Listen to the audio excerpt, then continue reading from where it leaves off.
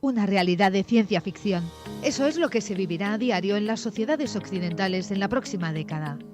Las empresas no van a ser ajenas a ese cambio. Tribuna Empresa y Valores analizará para ti, con las voces más autorizadas, la nueva realidad que nos trae la cuarta revolución industrial. Bienvenido a Tribuna Empresa y Valores, un programa de Luis Morales con todo su equipo. Te esperamos en Radio Construyendo Relaciones a partir de las 5 de la tarde todos los viernes.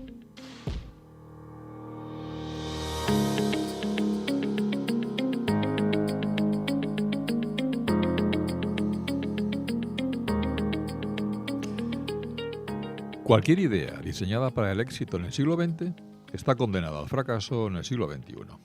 Hola, mi nombre es Luis Morales y te doy la bienvenida al programa que construye relaciones con el mundo de la empresa en esta época de cambios exponenciales. Y en el que hoy hablaremos de la vocación empresarial en esta nueva era que ya se inicia. Para hablarnos de este concepto, que debería ocupar el eje central de nuestras prioridades a la hora de elegir la actividad a la que dedicaremos nuestra carrera profesional, es decir, el trabajo de nuestra vida. Tenemos la suerte de que hoy nos acompaña en Tribuna, Empresa y Valores un hombre coherente con este principio, David Aliaga. Un profesional con mayúsculas del mundo editorial en su calidad de editor, comunicador y escritor. Pero antes de iniciar la entrevista con David, leeremos un nuevo caso práctico y daremos solución al caso planteado en el programa anterior. Que como recordarás, el caso práctico de la semana pasada se basaba en el salario y venía encabezado por la frase atribuida a Albert Einstein: lo que se mide no siempre es importante y lo que es importante no siempre se puede medir. Aplicada en este caso a las dificultades que representa acertar en la justa contraprestación salarial por el trabajo realizado. El ejemplo del capítulo mencionaba el diálogo entre la responsable del Departamento de Recursos Humanos y un mando medio de producción respecto del aumento salarial aplicado a dos de sus colaboradores. La primera se basaba en la rigurosa aplicación de las herramientas y técnicas aconsejadas en las escuelas de negocio para el caso. El mando medio se apoyaba en su experiencia, intuición y conocimientos de las personas bajo su supervisión. El ejemplo que éste puso fue demoledor. Pidió a los dos colaboradores, objeto de la polémica, que realizaran el mismo trabajo, consistente en comprar determinados alimentos para el almuerzo del personal. La actuación del más valorado, según la técnica del departamento de personal, fue totalmente reactiva, sin salirse, eso sí, del guión encomendado y como consecuencia el resultado fue negativo. La actuación del segundo, sin embargo, fue proactiva. Interpretó las instrucciones recibidas de forma flexible y consiguió el objetivo. Sí, querido oyente, nuevamente, como venimos comprobando a lo largo de los diferentes capítulos analizados, la aplicación inflexible de los principios aprendidos en las escuelas de negocio ocasiona un efecto perverso en las decisiones tomadas. Bien, ahora vamos a dedicar a escuchar la lectura del nuevo caso práctico. La vocación empresarial, un caso tomado del capítulo 5 del libro El MBA sin maestros, escrito por Luis Morales Routget y publicado por Editorial Obelisco. Mi mujer y yo fuimos felices durante 25 años. Luego nos conocimos. Autor desconocido. Cuando Uriol cruzó el umbral de aquel edificio modernista que acogía a la Asociación de Empresarios, notó la atmósfera crispada que se respira tras una jornada de alta conflictividad sindical. Al fondo del inmenso salón reconoció a Joan, que hojeaba la prensa económica en un cómodo Chester. Tomó asiento en el sillón contiguo. ¿Cuándo crees que superaremos esta crisis?, le interpeló a bocajarro. Oficialmente, la tasa de desempleo en el último trimestre ha crecido 0,54 puntos, con lo que hemos llegado a un paro del 20,33%, le respondió Joan sin levantar la mirada del periódico. Lo que realmente me preocupa es la subida del tipo de interés, confesó Uriol. Ya estoy pillado con la última póliza de crédito que negocia variable y mi director financiero me sugiere que la amplíe y reconvierta, porque se aprecian riesgos inflacionistas y teme que volverán a elevarse los tipos. Estoy de acuerdo con él, Uriol. Ante esta situación, hay que aprovechar el tiempo antes de que se incrementen los tipos de interés para, de este modo, fortalecer el núcleo de la empresa e intentar crecer. ¿Y qué me dices, Joan, del enorme malestar que ha producido la caída del 4% de la renta nacional en el país? Está causando un inmenso sufrimiento en el conjunto de la sociedad. En este punto, el otro empresario dejó el periódico sobre su regazo y mirando a su amigo dijo: justamente ahora estaba leyendo que en la economía sumergida en nuestro país supone en torno al 17% del PIB. Es un estudio bastante serio, ya que el autor ha calculado la media entre tres inputs: el 17,4% con la aproximación monetaria, el 17,6% según el consumo de energía y el 16,7% con el modelo Multiple Indicator and Multiple Causes. Sí, Joan, es triste que sea la economía sumergida la que nos evite una auténtica revolución social. Además, la tendencia actual en materia impositiva es alcista y con estas políticas se incentiva el trabajo en negro y la competencia ilegítima. En efecto, Uriol, la presión fiscal se situó el año pasado en el 31,5% del PIB y se pronostica para el próximo un alza de hasta el 32,5%. Ante este panorama tan aterrador, es de tontos no cerrar el chiringuito. Después de toda una vida peleando, creo que nos merecemos descansar. No sé tú, Joan, pero la única razón por la que yo mantengo mi empresa es porque en mi despacho estoy mucho mejor que en casa. ¿Cuál sería tu solución? En el próximo programa, el autor te comentará la suya.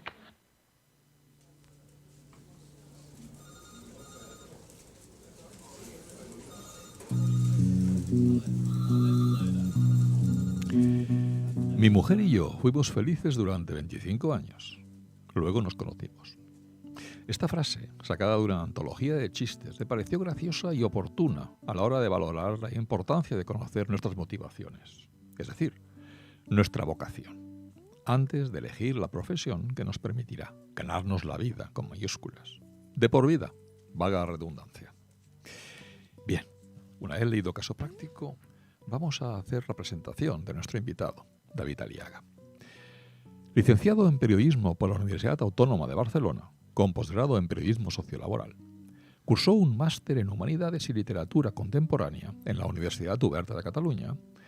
Nuestro invitado David Aliaga nació en el 1989, es decir, estamos en presencia de un genuino millennial, que ha trabajado y trabaja en aquello para lo que se ha formado. Comenzó su trayectoria profesional en el sector de la editorial a los 22 años, como becario del Departamento de Comunicación de Editorial Base, sello del que se convirtió en editor de sus colecciones en lengua castellana.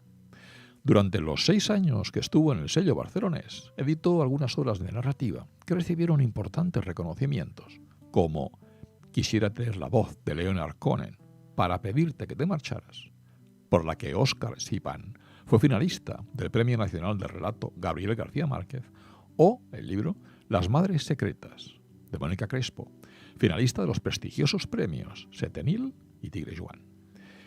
Tras una breve etapa como gestor de proyectos editoriales para sellos como Taschen, se incorporó a Ediciones Obelisco, donde desarrolla tareas tanto de comunicación como editoriales.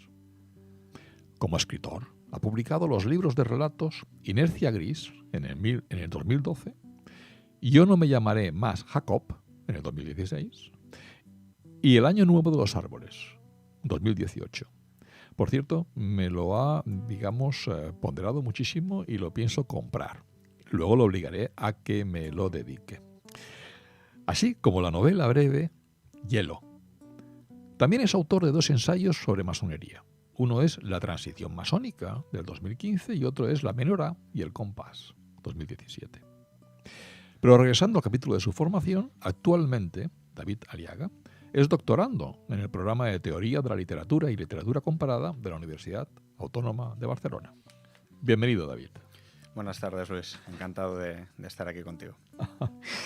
Bien, después de esta larga presentación, porque además, a pesar de tu juventud y de tu relativamente corta experiencia, ha sido, digamos, muy intensa, ha sido muy profunda en el mundo de la editorial y también ha sido muy, digamos, fructífera en el tema de la escritura, en este caso de las novelas y los ensayos realizados por ti, ¿no? Vayamos ya entonces a la entrevista.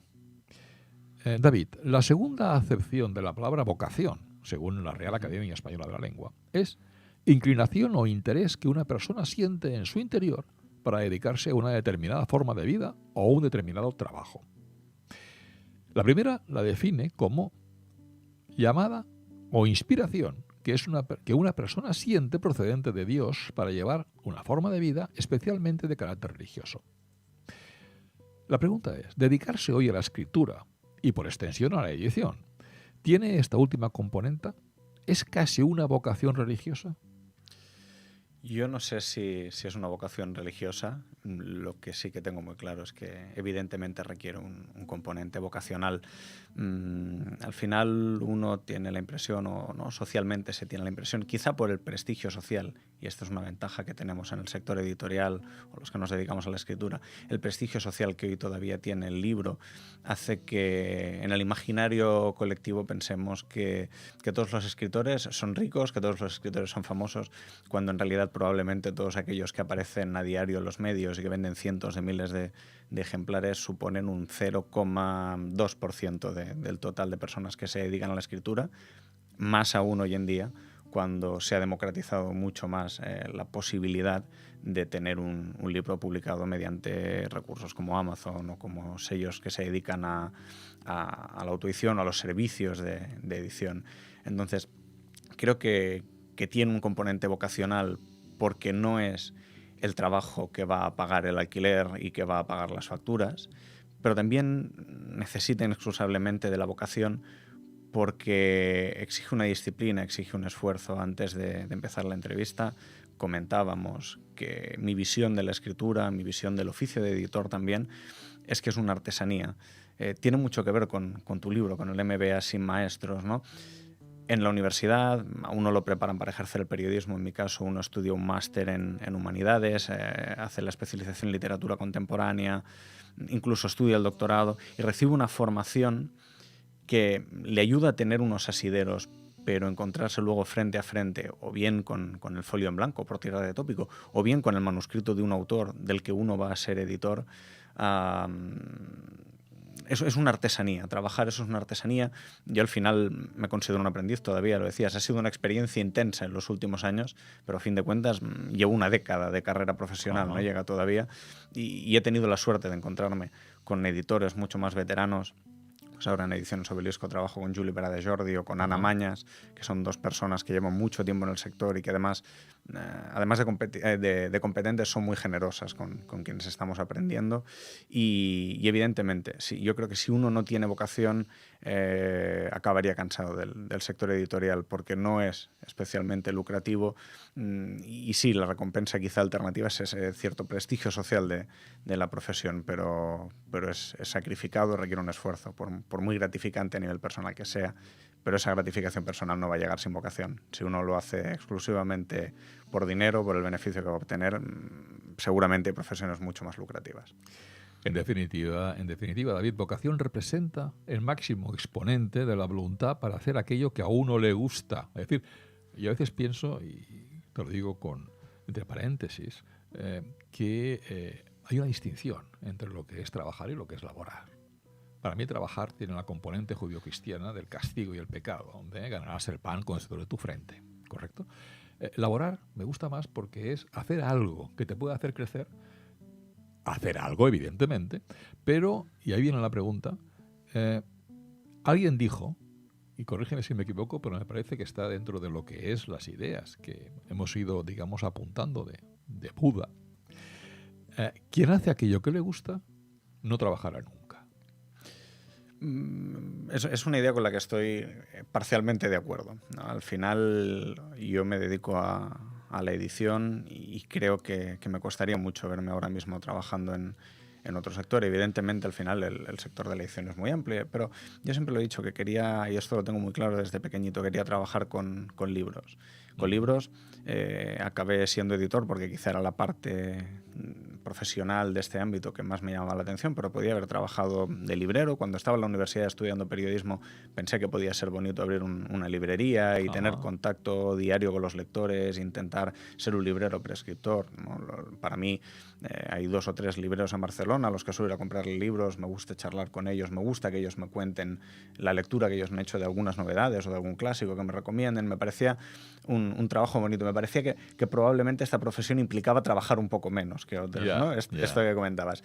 Pero sí que es cierto que al final los procesos profesionales todos implican alguna tarea que es un poco más pesada, que uno hace de forma más quejosa, porque por eso nos pagan, ¿no? Es decir, también hay una parte de la edición que por mucha vocación que uno tenga se puede hacer más fatigosa. Entonces, estoy de acuerdo.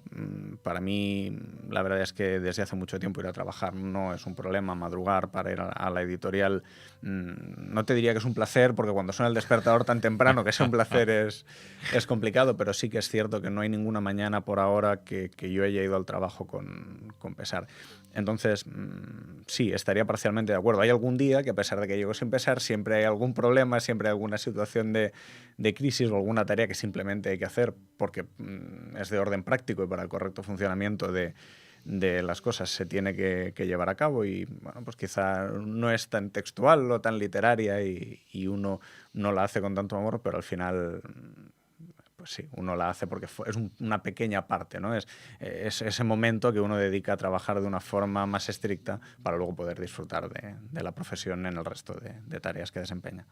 Y aquí tienes suerte, porque acabas de decir que de forma endógena, desde dentro, la vocación es importante y haces aquello que te gusta. Pero también me comentabas fuera del micrófono que de forma exógena, es decir, el entorno en el cual trabajas, en este caso Editorial Obelisco, está, digamos, comodísimo. Está compuesto por personas que además tienen un sentido no ya profesional, que por supuesto que lo tienen, sino también de compañerismo en el tema. Me parece fundamental, ¿no?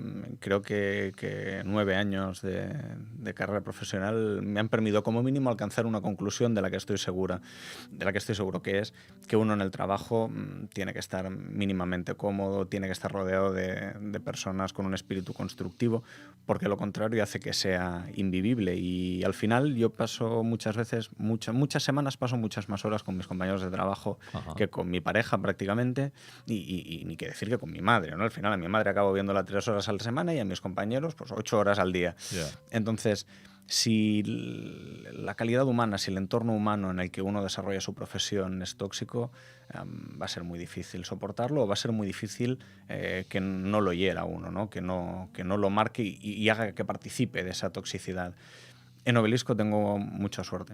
Te lo comentaba fuera de micrófono y tampoco me duele prendas hacerlo en antena, porque creo que eso es mérito de todos los que estamos allí, es mérito de Juli, que ha sabido componer este equipo de personas, pero creo que hay muy buen ambiente. Creo que todo el mundo en Obelisco tiene muy claro que el objetivo es que el trabajo salga adelante por la realización de nosotros mismos como profesionales, pero creo que también todos los que trabajamos allí tenemos muy claro el valor que tiene un libro, lo que un libro y los contenidos de esos libros pueden aportar a la sociedad, y que participe uno como editor, como responsable de prensa, como responsable del departamento de derechos, como directora comercial, como maquetadora, como diseñadora, los compañeros del almacén.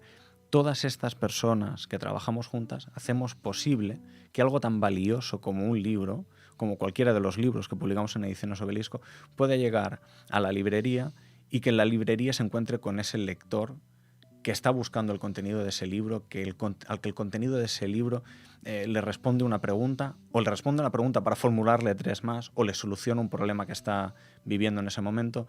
Mi sensación, y hace ya 2 años que trabajo prácticamente en el sello Obelisco, es que todos, consciente o inconscientemente, de forma más explícita o menos, tenemos claro cuál es el valor de nuestro trabajo, qué es lo que aportamos, y creo que eso hace que todo sea mucho más vivible y que sea una experiencia muy agradable trabajar allí.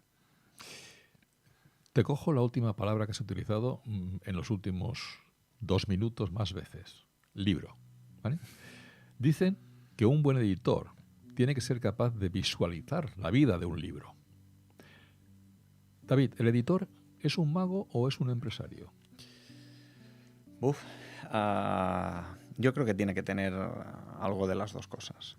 Evidentemente, y esta es la parte que a mí se me escapa, yo creo que tiene que ser un empresario, porque al final una editorial, a pesar del valor añadido que uno le pueda ver o que a uno le guste más una editorial que otro tipo de empresa o el tipo de producto que ofrece, una editorial es una empresa y el objetivo de la empresa es ganar dinero, es generar beneficios. Entonces, para que todos los que trabajan en esa empresa puedan estar allí ejerciendo su profesión y siendo retribuidos por ello, el editor o el CEO o el director de la empresa tiene que ser empresario, tiene que saber llevar los números, tiene que hacer las cosas para que sean económicamente viables, para que sea sostenible. A partir de aquí, una vez la cuestión de los números está solucionada, que eso probablemente habrá personas en Obelisco más capacitadas que yo para explicarte cómo se hace, hay una parte de, no sé si de magia, pero sí de experiencia.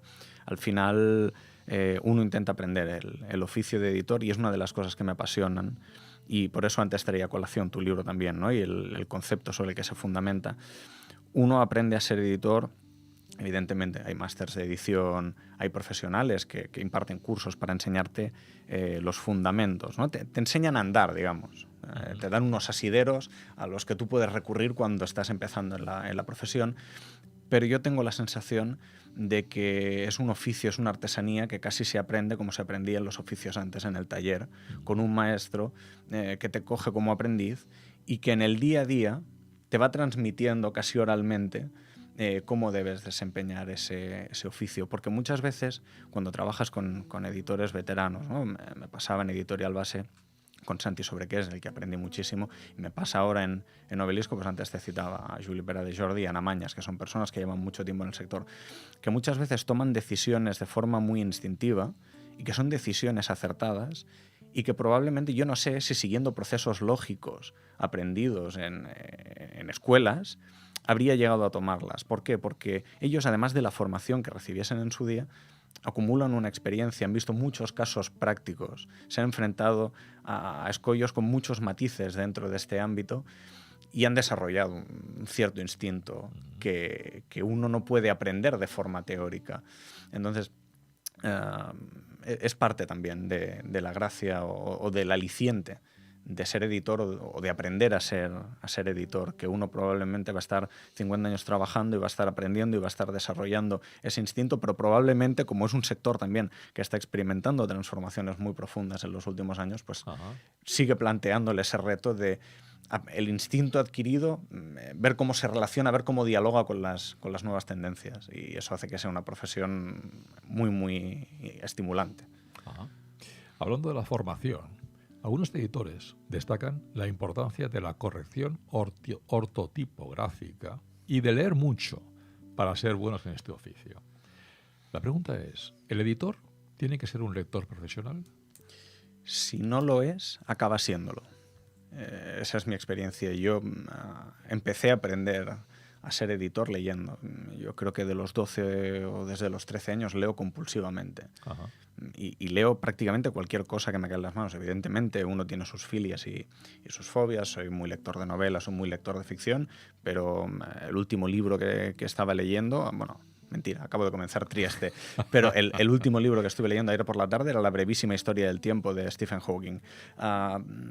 Yo creo que el amor por la lectura y el amor por el hecho de sentirse lector es fundamental para transformarse en editor. Luego uno acaba siendo el lector profesional en el sentido que aprende cómo funciona el sector, aprende cuáles son algunos de los ingredientes que pueden hacer funcionar un libro, que luego aparecerán en otro libro y ese libro no funcionará comercialmente o los lectores no lo recibirán igual, pero sí que uno va aprendiendo a detectar rasgos y cuando se enfrenta al libro, muchas veces ya no lo puede hacer con los mismos ojos, ¿no? Se transforma la mirada con la que uno percibe porque el libro se convierte en el objeto con el que tú dialogas profesionalmente. Entonces ya no puedes volver a leer como leías antes, o es muy difícil. Incluso cuando leo por puro placer no estoy leyendo ni libros de la tesis, ni estoy haciendo informes de lectura para Obelisco, ni leo libros sobre los que voy a escribir un reportaje para una revista, sino que simplemente estoy leyendo el libro que me apetece leer en ese momento. Uno detecta determinados errores de edición o cosas que él no haría así, se convierte en inevitable. Entonces, yo creo que sí que tendría que ser un lector profesional, pero si entra en el sector simplemente siendo lector, va a acabar siendo lo profesional, seguro. Ajá. Seguro. Perfecto. Antes ya ha salido el tema de trabajo en equipo, pero me gustaría incidir un poco más en el mismo, desde el punto de vista del editor. El editor es una parte muy importante del proceso editorial, que a su vez forma parte de un equipo. ¿Qué es más importante, entender el engranaje del proceso o ser capaz de empatizar con tus compañeros? Yo creo que las dos cosas. Creo que es muy difícil trabajar en equipo si uno no conoce cómo funciona todo el proceso, porque si no conoce cómo funciona todo el proceso va a ser muy difícil que sea empático con sus compañeros. Es decir, yo, por fortuna, una de las cosas buenas que me llevé de los 6 años en Base, lo comentabas antes, yo empecé en Editorial Base como becario del departamento de comunicación, tuve una etapa de maquetador, una editorial chiquitita, pasé una etapa de maquetador y diseñador, trabajé también echando un cable en el departamento comercial hasta que al final pude asentarme como lo que me apetecía más ser profesionalmente, que era editor. Creo, o visto en perspectiva, esto me armó para poder trabajar mejor en equipo, porque los meses que pasé como maquetador me permitieron comprender cuáles son las necesidades y las ansiedades que puede tener alguien cuando trabaja como maquetador en el sector editorial. Incluso cuando el poco tiempo que estuve en el departamento comercial como asistente también me permite entender cuáles son las problemáticas que puede tener ese departamento. Entonces creo que ser empático en la vida es fundamental para todo, es decir, tener la capacidad de ponerse en el lugar del otro y de ser comprensivo con el otro va a hacer que nos relacionemos mucho mejor en cualquier ámbito, pero en el profesional, si además tenemos la posibilidad o nos detenemos a intentar entender todo el proceso, va a ser mucho más fácil que tengamos esa capacidad de empatía. Perfecto. En ocasiones, los escritores cambian frecuentemente de editor. Tú tienes la doble condición de escritor y editor, lo que te capacita para contestar de manera imparcial a la siguiente cuestión. David, ¿la fidelidad del autor y el editor puede ser un valor positivo cuando ambos se comprometen? Sí, sin duda. También creo que al final hay editores para cada libro. Es decir, yo puedo estar trabajando toda la vida con un editor que me conoce muy bien como autor, que sabemos o hemos aprendido a trabajar juntos, ¿no? Que él te ha medido como autor, tú le tienes el pulso como cogido como editor, y aquí se establece un diálogo mucho más ágil y mucho más productivo, pero en un momento dado también el autor puede cambiar de registro, darle una vuelta y en ese momento de su vida hace un texto que probablemente tiene en otro sello, otro editor, que va a poder trabajar mejor ese texto porque pertenece a otro ámbito, porque trata otra temática con la que el otro editor no está familiarizado. Es decir, es como todo. Evidentemente yo creo que la lealtad o la fidelidad es un valor positivo y que puede aportar cosas muy buenas a la relación entre editor y autor, pero en determinado momento cambiar de editor yo creo que no tiene por qué ser visto como un gesto de deslealtad, sino que a veces uno, o el editor también puede ser, el que cuando el autor con el que ha trabajado toda la vida le lleva un proyecto nuevo y ese cambio de registro lo coge a contrapié o no le encaja en el catálogo, o él de forma honesta le dice a ese autor que él no va a poder ser un buen editor para ese texto, y creo que eso es una reacción honesta por parte del editor, que aprecia a ese autor y que quiere que ese autor publique el libro en las mejores condiciones posibles. Bien, pues querido oyente, llegado a este punto, hacemos el típico descanso en la entrevista y vamos a ponerte la pieza musical que, como en anteriores ocasiones, ha elegido el propio entrevistado. La música elegida por David Aliaga es del conjunto de la banda Opeth, y la canción se llama Will of the Wisp. Decirte que Opeth es una banda musical sueca formada en Estocolmo en el 1990. Posee en sus composiciones influencias del rock progresivo, jazz, blues, con guitarra acústica y de corte clásico, y folk. Desde la grabación de su primer disco han alcanzado y han lanzado 12 álbumes de estudio, 3 box y 3 álbumes en vivo. Sin más, vayamos a escuchar esta pieza musical.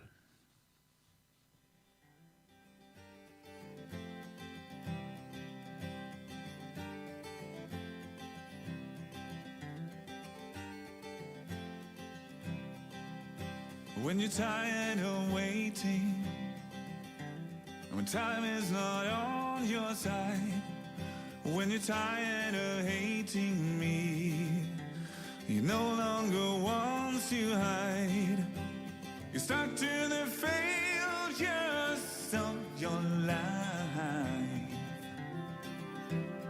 or with the sorrows of your strife. When time waits for no one, it heals when you die. When soon you are forgotten, whisper within the sight.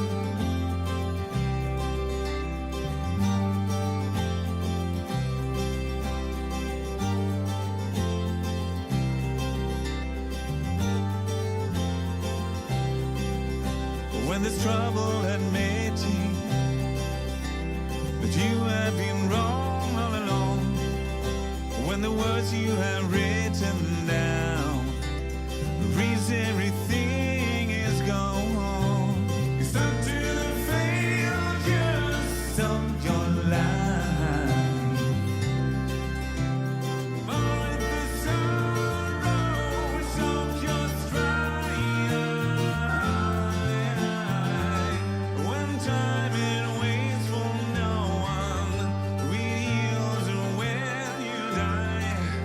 When soon you are forgotten, whisper within the sight. When time it waits for no one, reveals when you die. When soon you are forgotten, whisper within the sight.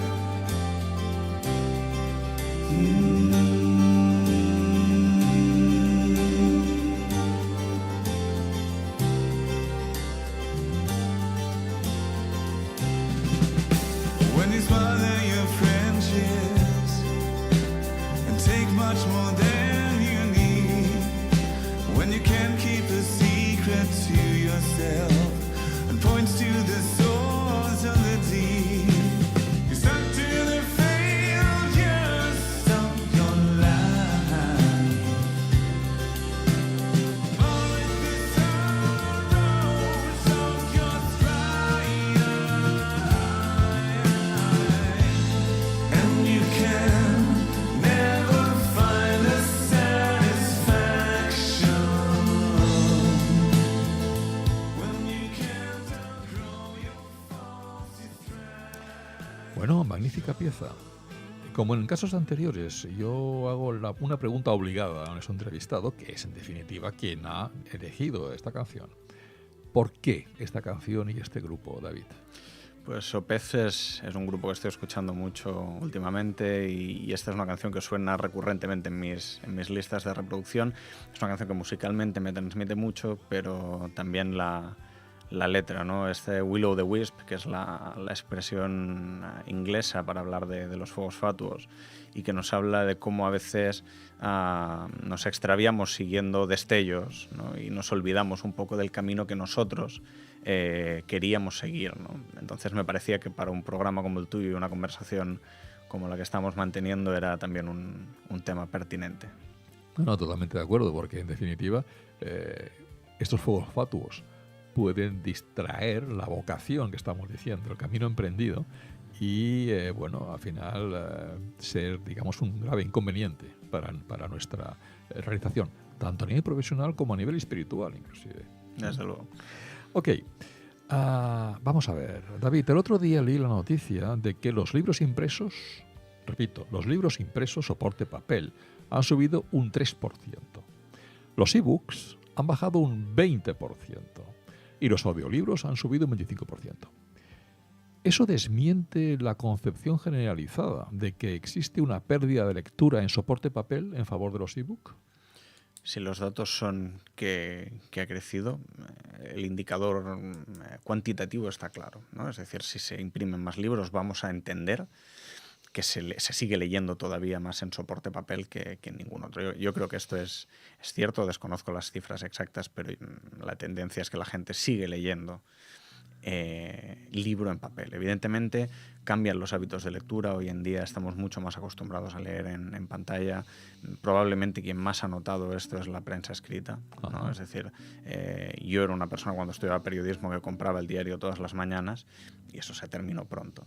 Entonces, evidentemente entiendo que todas las generaciones que vienen por detrás de la mía tienen el hábito de consultar la prensa en Internet.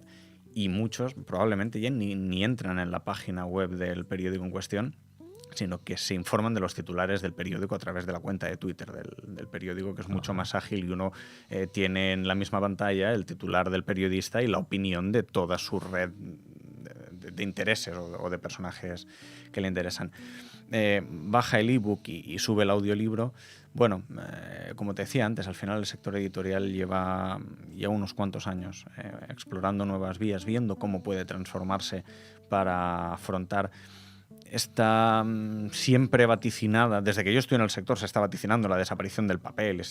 Bueno, ¿no? Es todo como muy apocalíptico, pero ahí sigue, ¿no? Al final es evidente que tenemos que cambiar procesos, es evidente que debemos encontrar nuevas formas de llevar los contenidos a las personas que los necesitan y que los buscan, pero igual que la radio no desapareció cuando apareció la televisión, igual que la televisión convencional todavía, y veremos si esto sucede, no ha desaparecido a pesar de existir la televisión a la carta, el libro sigue teniendo vigor. El libro es lo que decíamos, es un objeto con prestigio social. Puede haber personas que no sientan interés por un libro, pero hay un cierto respeto por lo que un libro significa. Fíjate, querido oyente, que este es el punto de vista de un auténtico millennial, ¿eh? Es decir, el tema de la tecnología, en este caso aplicada a lo que sería la literatura, ha quedado meridianamente claro. Vamos allá. Otro obstáculo que se ha levantado en los últimos años, David, en el camino de las editoriales, es el de la autopublicación, que da la posibilidad a los autores de prescindir de los editores. Este riesgo, ¿se ha consolidado como tal o piensas que su repercusión ha sido pequeña?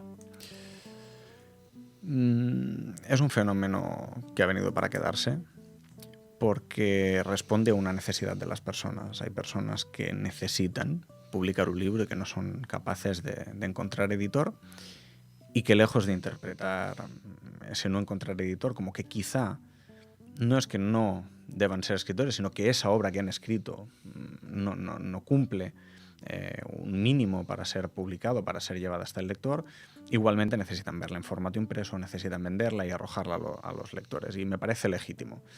Al final los editores pueden equivocarse y hay casos de autores maravillosos que se autoeditan porque después de un tiempo intentando lograr dar con esa persona que pueda actuar de mediador entre el autor y los lectores no la encuentran, están convencidos de que su obra merece ser leída y al final apuestan por la autoedición.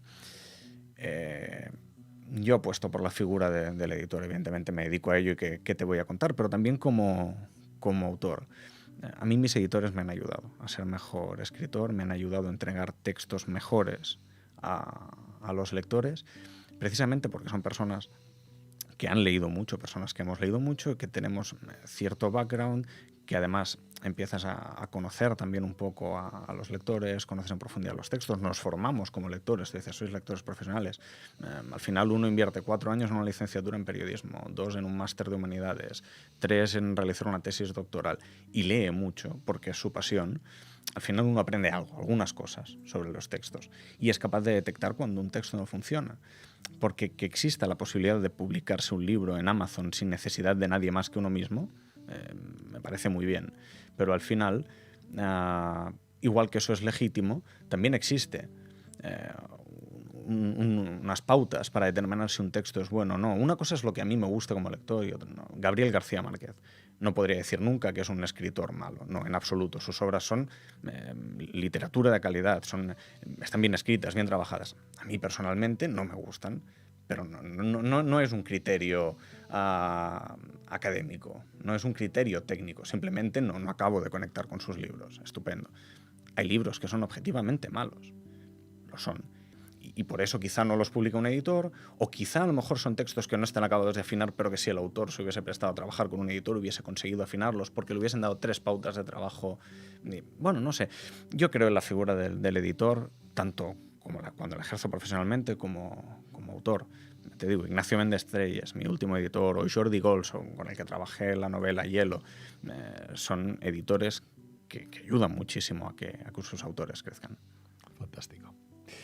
Hace un rato, al inicio de la entrevista, dabas incluso un porcentaje que nos daba luz sobre de que escribir sigue siendo un reto para la mayoría de los escritores.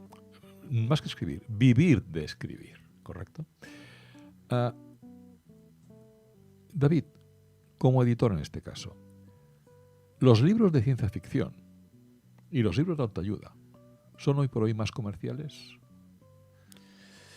Los libros de autoayuda son libros que son muy bien recibidos por los lectores, que comercialmente pues, tienden a funcionar más que otros. En cambio, la ciencia ficción tiende a ser algo mucho más marginal. Yo creo que se encuentran en tema de ventas, ¿no? En porcentajes de ventas, en ámbito comercial, se encontrarían bastante en las antípodas, salvo grandes figuras, pues no sé, Neil Gaiman, o ya no hablamos de ciencia ficción, pero bueno, de fantástico, de literatura de género. Stephen King es un superventas, pero en general un libro de terror probablemente va a venderse bastante menos que uno de autoayuda. Hablando en términos generales. Correcto. Siempre hay excepciones. Vivir de la escritura hoy en día, lo decíamos al principio, es muy complicado.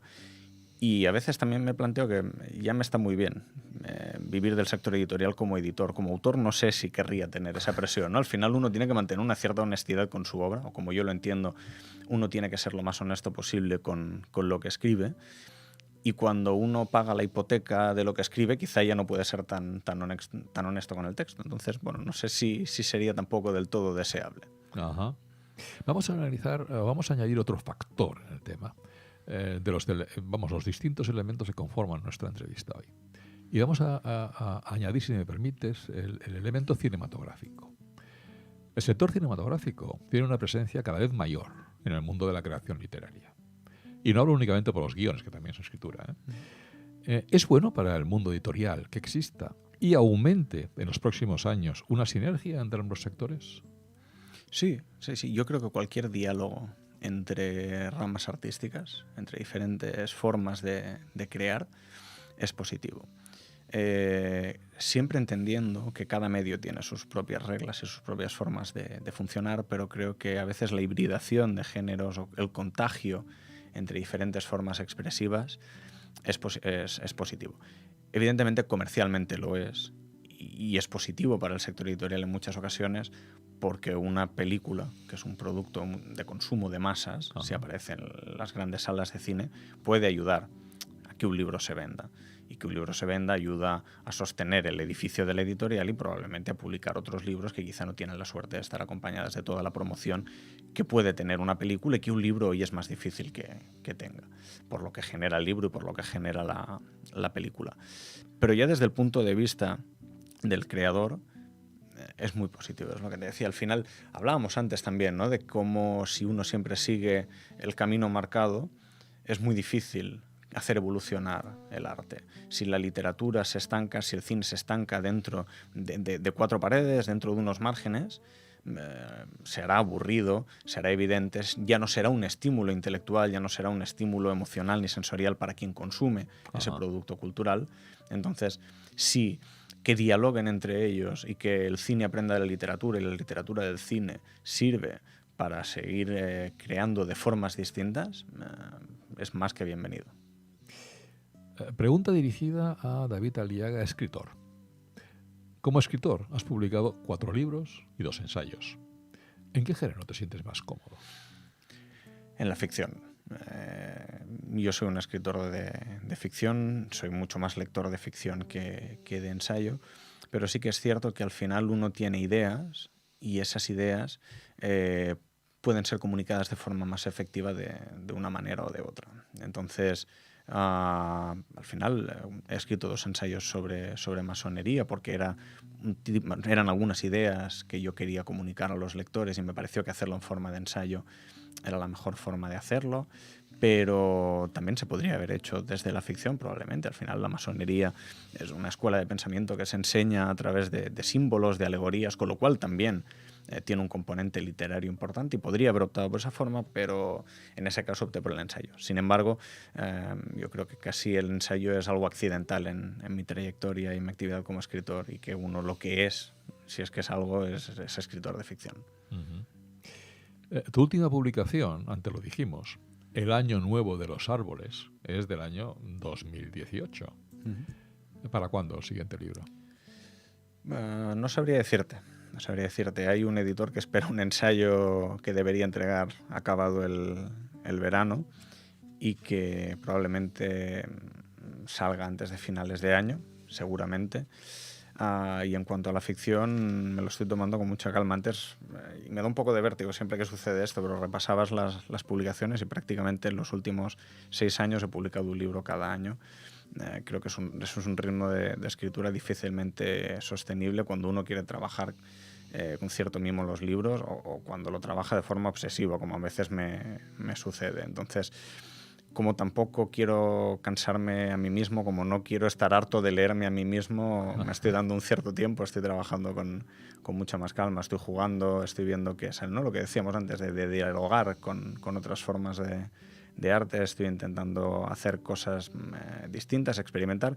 La mayoría de estos experimentos son fallidos y por lo tanto se quedan en el cajón, pero bueno, espero que a medio plazo acabe saliendo algo interesante para quien quiera leerlo. Fantástico. Espero que me lo digas cuando ser de los primeros en comprarlo, ¿no? Segurísimo. Oye, querido oyente, como tú bien sabes, ahora es cuando nosotros pedimos a nuestro entrevistado que nos dé a conocer una buena noticia. Es decir, estamos cansados, por emplear un eufemismo, de escuchar siempre en la más media noticias que lo que pareciera que lo que intentan es darnos miedo, ¿no? Entonces intentamos, dentro de nuestro escaso, digamos, fuerza con respecto a lo anterior dicho, dar alguna buena noticia, sea de carácter personal, sea profesional, sea social, sea político, sea la que fuere.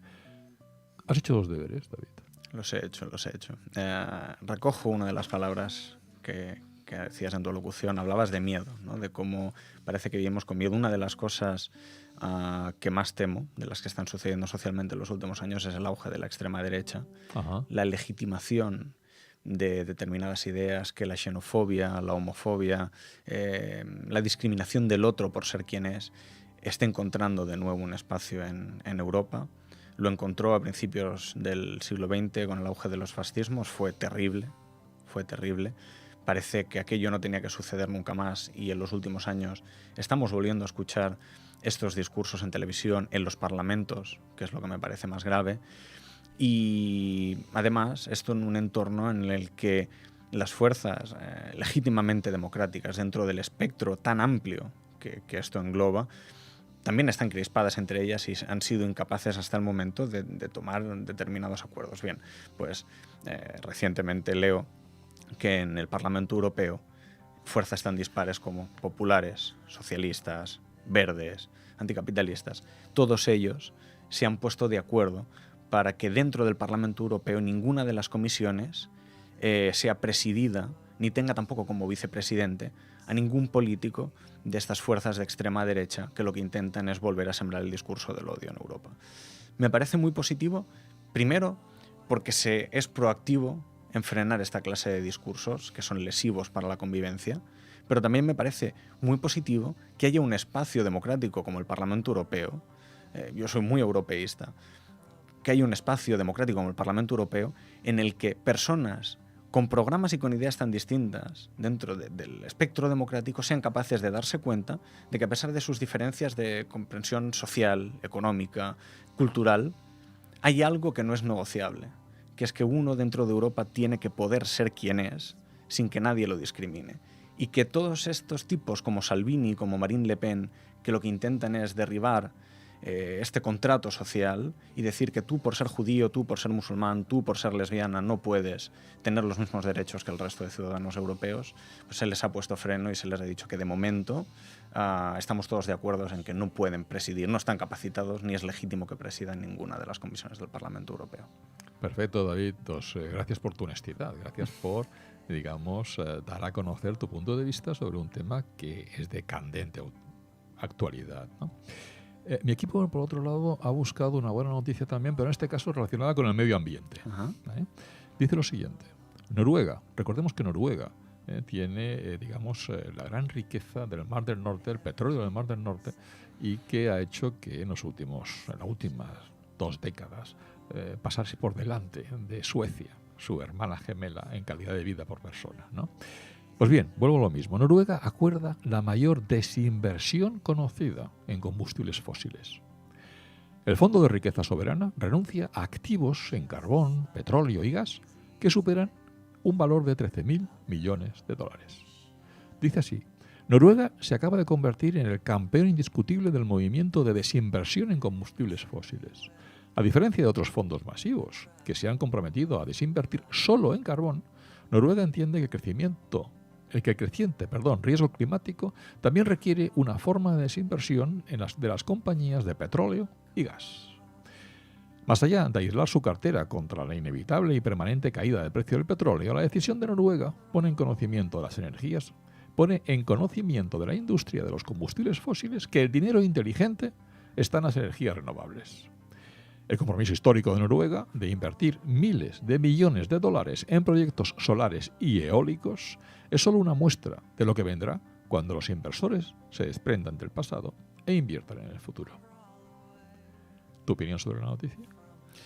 Pues que me parece una noticia estupenda. Al final también hablábamos de los derechos de las personas, ¿no? Y para que estos derechos puedan ejercerse durante muchas generaciones necesitamos un escenario saludable en el que poder vivir y disfrutar de estos derechos. Al final, si atentamos contra el planeta, nos estamos disparando en el pie. Así que cualquier gobierno y cualquier grupo inversor que haga suyo esta idea y decida invertir en ello, me parece una noticia estupenda.